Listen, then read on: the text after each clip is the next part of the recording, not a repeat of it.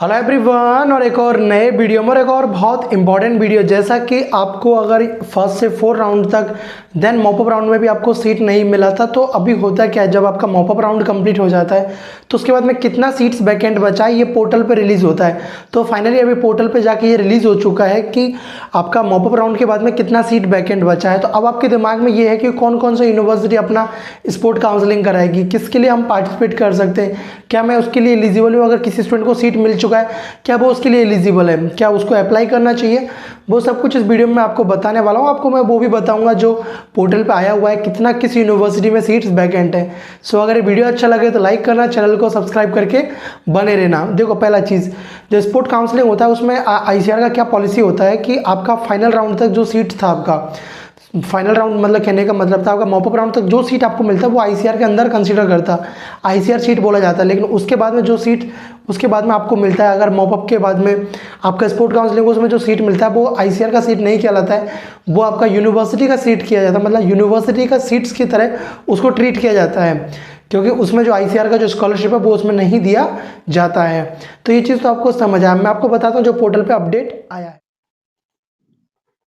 तो जैसा कि हम पोर्टल पे आ चुके हैं, आपको दिख रहा है यहाँ पे लिखा हुआ है ना, filling up the vacant seats after the mop off या फाइनल राउंड के लिए कितना सीट वैकेंट है। तो चलो हम इसको डाउनलोड करते हैं। डाउनलोड करने के बाद में देखोगे तो आपको सामने कुछ ऐसा होता है। ये हर साल आता है, ठीक है ना, हर साल आपको ये रिलीज होता है राउंड के बाद। देखो यहाँ पे लिखा हुआ है, ये इन्होंने जो आईसीआर ने लिखा हुआ है, देखो, to the all the registered of central वो स्टेट एग्रीकल्चर यूनिवर्सिटीज, आईसीआर की डीम्ड यूनिवर्सिटी, सेंट्रल यूनिवर्सिटीज, ठीक है ना, filling of the vacant seats of mop up round and final round of counselling, इसको फिलअप करने के लिए।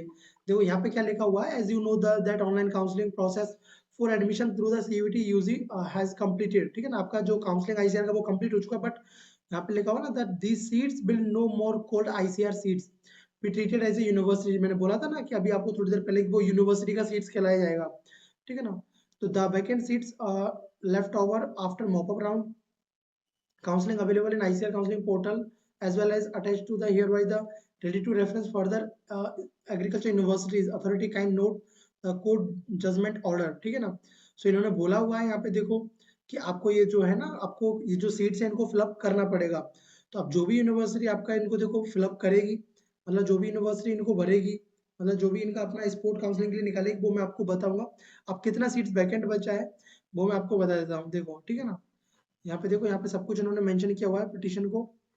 ये देखो, आपको मैं बताता हूँ, नीचे जैसे आओगे तो यहाँ पे आपको देखो, यहाँ पे सीट दिया हुआ कितना सीट्स कहाँ पे वैकेंट है। तो आप देखोगे तो इसमें इतना सारा सीट्स वैकेंट है। अब देखो, पहला आचार्य एनजी रंगा, तो इसमें देखो 9 सीट्स वैकेंट है एग्रीकल्चर के लिए।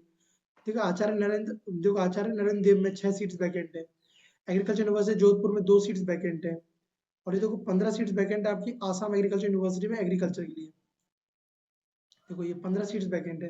Vacant seat matrix after the mop up round के बाद में 15 सीट्स यहाँ पे वैकेंट है, ठीक है ना। तो देन उसके बाद में देखो, आपका जो बिहार एग्रीकल्चर यूनिवर्सिटी में भी 4 सीट्स वैकेंट है आपका।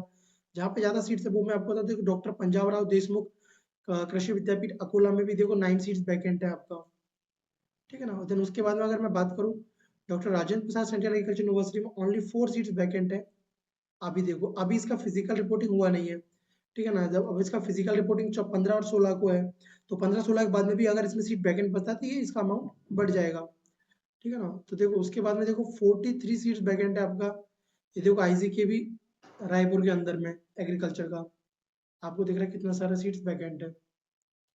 देन और आप इसको स्क्रॉल करके देख सकते हो। तो और बेसिकली आपको पता है आईआरआई के अंदर भी देखो, आईआरआई के अंदर भी देखो एक सीट्स हुआ, ये देखो 1 2 3 4 5 6 7 8 9, ये देखो 11 12, मतलब इसमें 12 के अप्रॉक्स सीट्स यहाँ पे आपको इसमें वैकेंट जो भी आईआरआई के ये हब दिए हुए हैं, ठीक है ना।